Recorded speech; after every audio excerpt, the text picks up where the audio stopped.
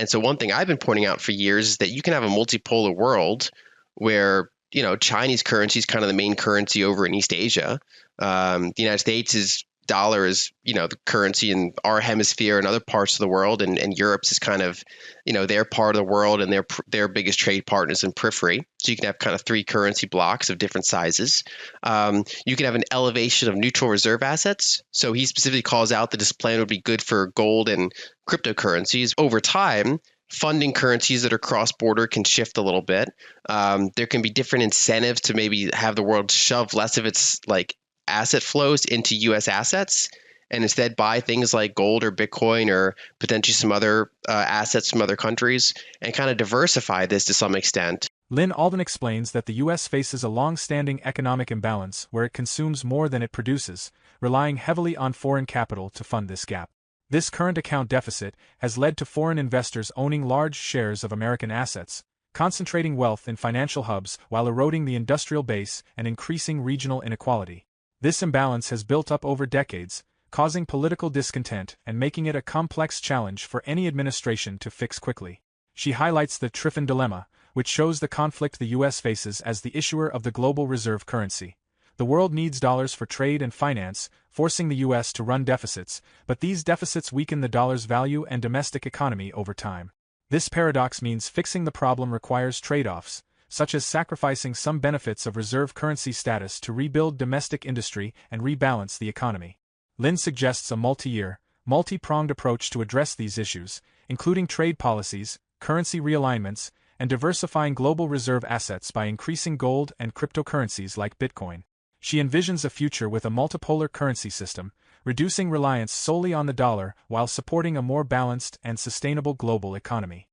I can imagine the administration's challenge of trying to communicate this because the intricacies of how trade deficits and the reserve currency kind of pair together is very wonkish. It kind of has this academic quality to it that doesn't go over well in kind of political oriented speeches. I'd be terrible at a political rally, for example, when I try to explain any of this. And so we kind of have this situation where, and this was outlined back during the Bretton Woods system by Triffin, as you mentioned, which is that having the reserve currency does come with a bunch of benefits. Is historically called a exorbitant privilege, but then it has certain costs to maintain it.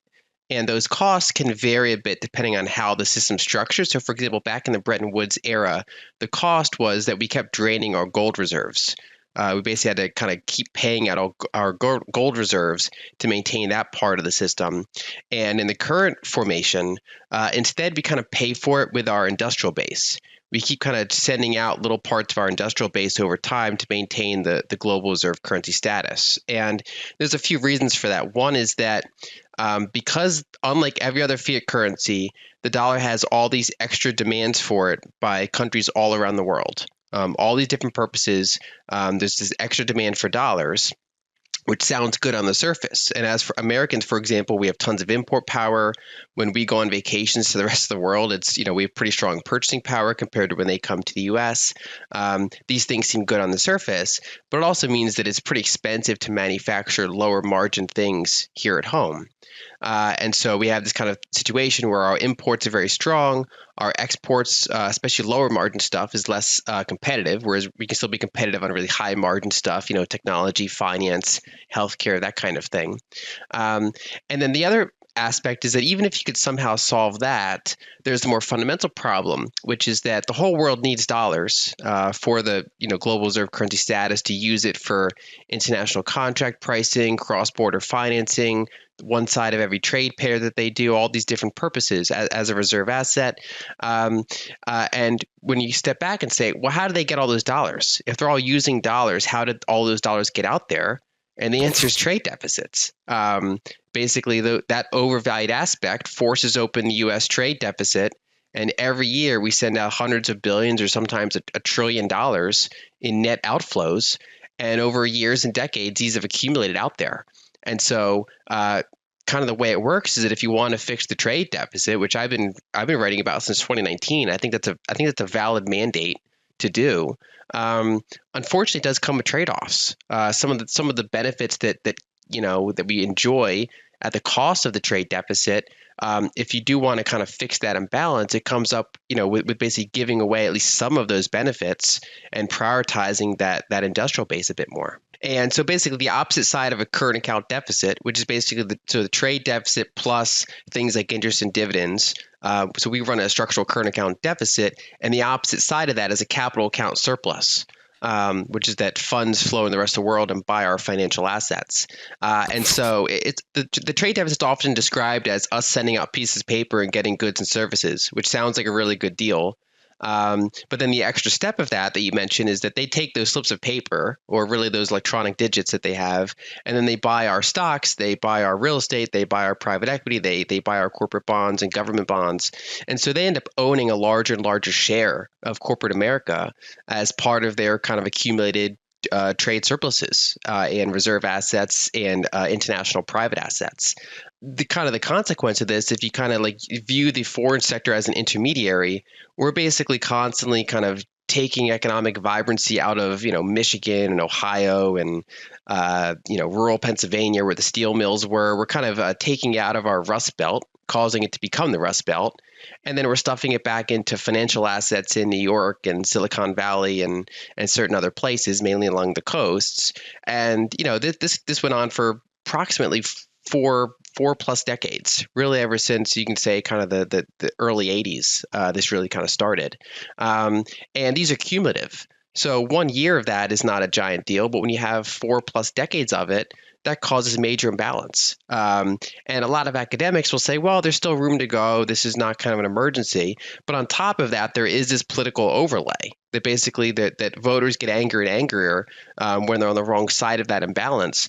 And although many of them they don't work in finance, they might not be able to articulate the exact mechanisms that are causing it, but they have this feeling that something's rigged against them, that something is just not right, that they're constantly going uphill, that they're on a treadmill.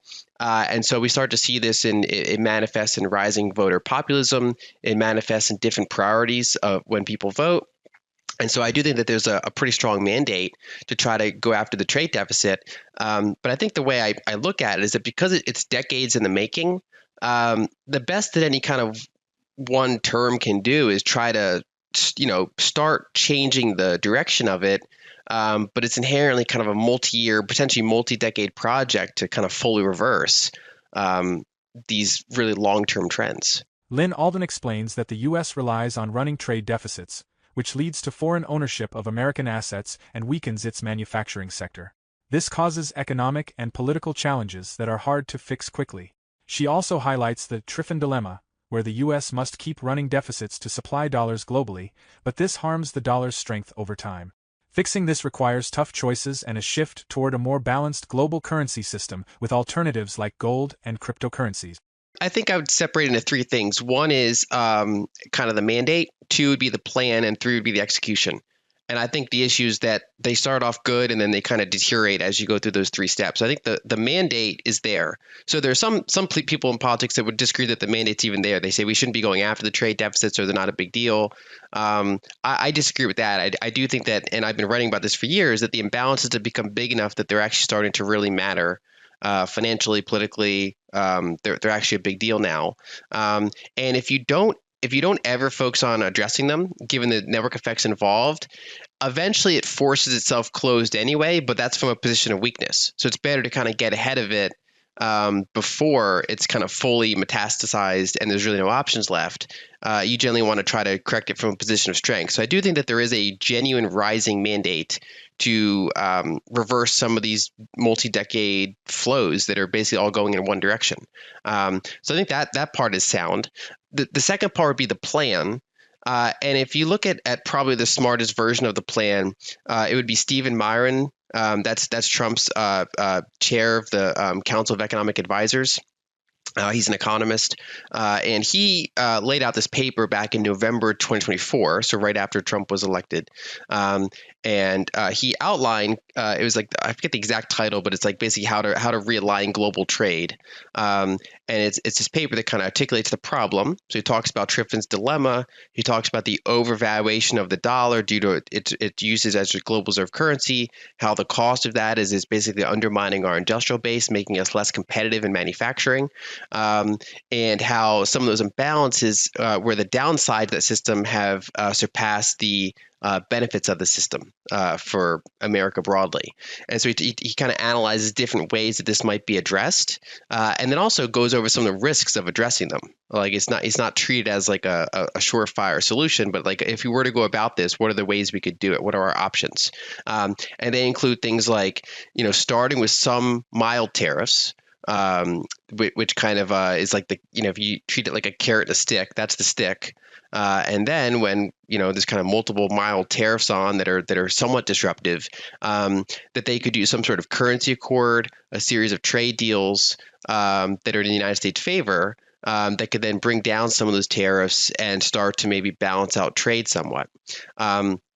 Then he faces the issue of, okay, well, what's next? What's after that? Because there's still the issue that if you want the dollar to be the global reserve currency, you have to supply the world with dollars.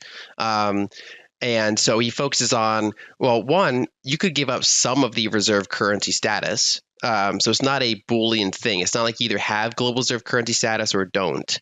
It's really a percentage thing.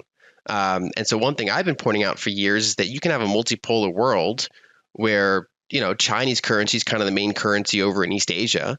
The United States' dollar is, the currency in our hemisphere and other parts of the world, and Europe's is kind of, their part of the world and their biggest trade partners in periphery. So you can have kind of three currency blocks of different sizes. You can have an elevation of neutral reserve assets. So he specifically calls out that this plan would be good for gold and cryptocurrencies, which we mean Bitcoin. He uses the phrase cryptocurrencies. And so over time, funding currencies that are cross-border can shift a little bit. There can be different incentives to maybe have the world shove less of its like asset flows into U.S. assets and instead buy things like gold or Bitcoin or potentially some other assets from other countries and kind of diversify this to some extent. And then there's also various mitigants, because if you weaken the dollar, you risk higher inflation, you risk higher bond yields at a time when fiscal deficits and U.S. interest expense are very high. So he talks about, as part of trade negotiations, terming out the debt, convincing countries like China or Japan to increase the duration of their treasuries and basically agree to get like their reserve assets inflated away. And so I think the plan overall, it's articulately described. I'm somewhat critical of it because I think it overestimates the U.S.'s negotiating position and overestimates the willingness of other large countries to kind of play along with that. But it is, I would say, a semi-realistic picture of kind of, if you were to describe how it would work optimistically, that's kind of how it would go. So that's the plan. And then when you look at the execution, that's where I think it got messier because, they ramped up tariffs super high, super quickly, that in many cases were so high that they hurt us as much as some of our trade adversaries. And even, it takes years to reshore and build a manufacturing base. So if you throw on really high tariffs right away, we pay the consequences right away, but we don't really get the benefits anytime soon. And so other countries like China can just say, well, we'll just wait then because, your tariffs are hurting yourself as much as you're hurting us. And so far, the U.S. has kind of rolled back some of those tariffs. They made exemptions for like Apple and phone makers. They made exemptions for automakers. And the problem there is that you're basically exempting big businesses, while little businesses that make all the widgets we don't think about, they have all the uncertainty and all the problems. And so now there's like, groups of small businesses asking for tariff exemptions. And so I think that the overall outcome is that they're not going into the next phase in the negotiating power that Stephen Myron would have, hoped for, I think, as articulated in that paper. So I think when you go from mandate to plan to execution, each step was kind of a little weaker than the prior one. The U.S. trade deficit and foreign ownership of American assets weaken the economy and the dollar's global strength. This problem is complex and linked to how the U.S. manages its role in the world economy. The Triffin dilemma shows that supplying dollars worldwide through deficits risks long-term dollar value. Solutions might include new currency systems like gold or cryptocurrencies to create a more stable global economy. Can the U.S. keep its economic power despite ongoing trade deficits? Could cryptocurrencies or gold realistically replace the dollar globally? Let me know in the comments.